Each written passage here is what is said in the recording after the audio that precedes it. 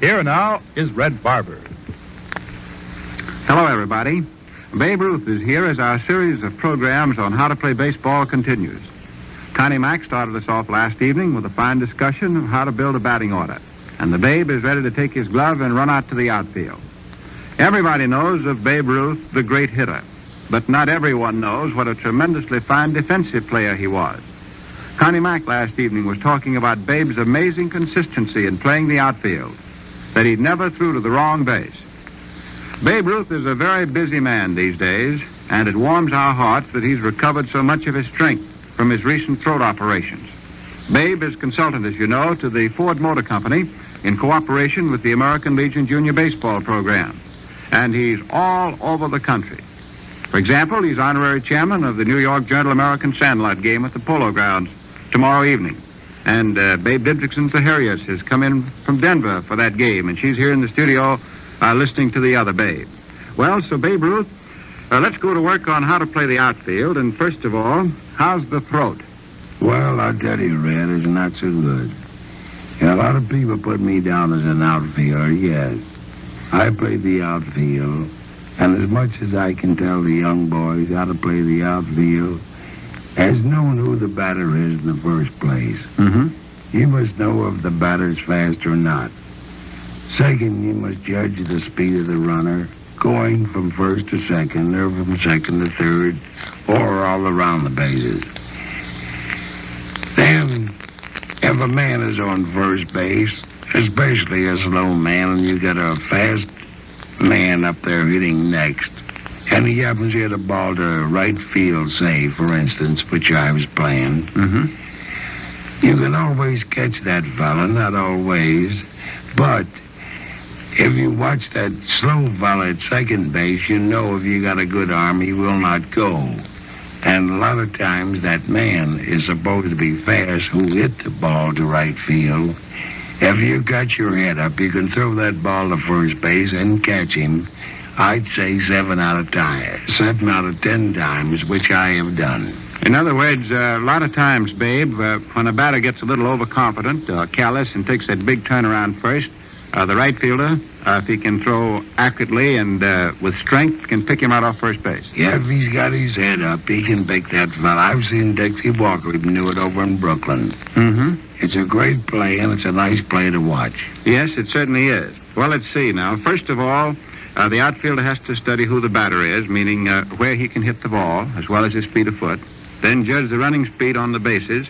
And then what would you say is the next point? Well, the fella's got to keep his head up to the extent, I would say, if a ball is hit to an outfielder, the first thing he's got to think of, as I said before, who the runner is, where to play him, where he hits, left to right field, and so forth.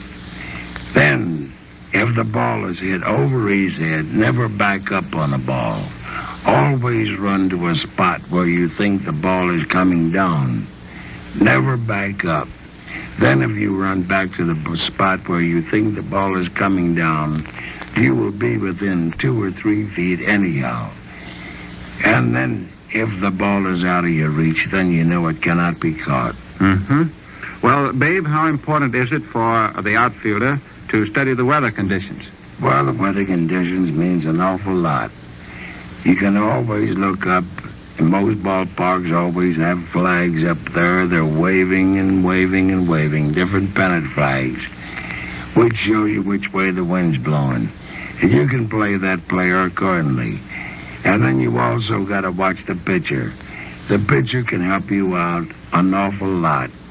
He can pitch according to the way you play. If he pitches on the outside and you're playing left field, the man hits the ball to right field is going to make the outfielder look very bad. Mm-hmm. But if he pitches according to the way he's supposed to pitch to make that man hit the left field, why, then you can see a perfect play. Well, Babe, what point would you make to a kid about being certain that he doesn't get blinded by the sun? Well, the sun field is a very funny thing. I would never want to play the sun field. Even when Miller Hawkins was with the club, I told Miller, I said, I don't want to play the sun field.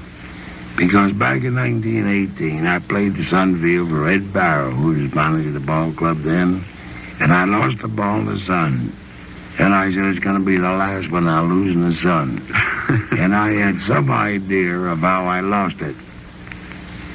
And the way I lost the ball in the sun was to get the ball right in the middle of the sun, and that's impossible to see.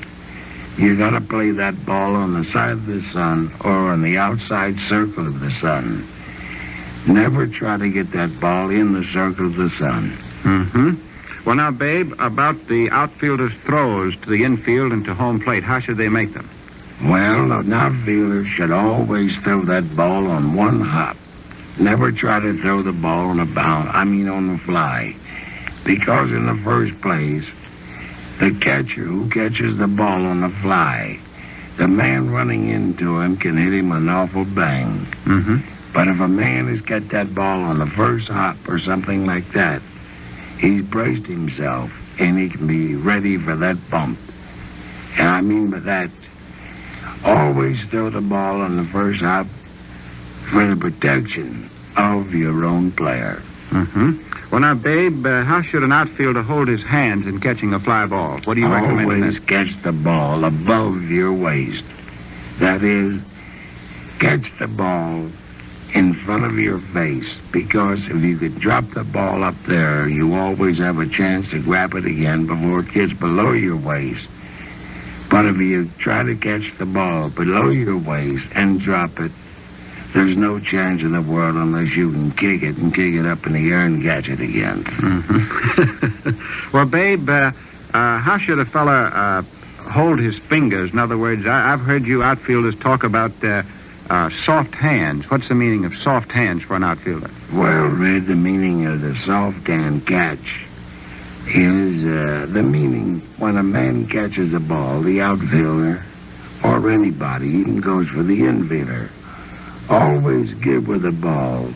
And when you give with the ball, it helps you to put your arm back in throwing position.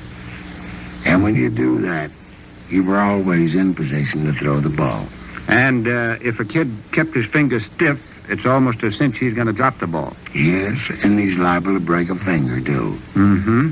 Well, Babe, what about playing a ground ball in the outfield? Well, a ground ball should always be blocked in the outfield. An outfielder can't play a ball like an infielder does. An infielder's got to play that ball with just that one particular second, where an outfielder can block the ball. He can hit him in the chest, hit him in the knee, hit him anywhere, but still he can recover that ball before the man advances a base. Babe, I want to thank you very much for this tremendous effort with your throat that you've made after a very busy day to come over here and talk to all the kids listening in, and you've given them a tremendous listing of very valuable points on how to play the outfield. And this, friends, is just another demonstration of the real humanness and greatness of this guy, Babe Ruth. I think Babe would get out of a sick bed at midnight to help out anybody. Good luck to you, Babe. Thank you very much, Ray. And friends, our baseball clinic continues with Frank Frisch coming over tomorrow night to talk about second base. And now we'll have the rest of today's sports headlines in just a moment.